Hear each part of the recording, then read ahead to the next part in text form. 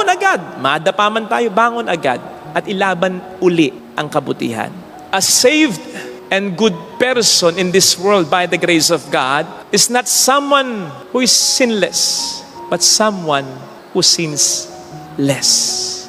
Tandaan po natin kahit nagkasala tayo, nananatili sa atin ang grasya ni Kristo.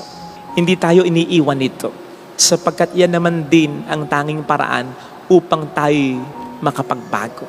Ang kailangan lang natin gawin pagkatapos magkasala, ipanalo uli natin yung grasya ng Diyos na nasa sa atin. Sabi ni San Pablo, di ba? Magkalaban ang espiritu at ang laman. Kaya't yung struggle itself, yung paglaban natin itself, sa kasamaan, sa kasinungalingan, sa mali, is a clear sign na tayo nabubuhay pa rin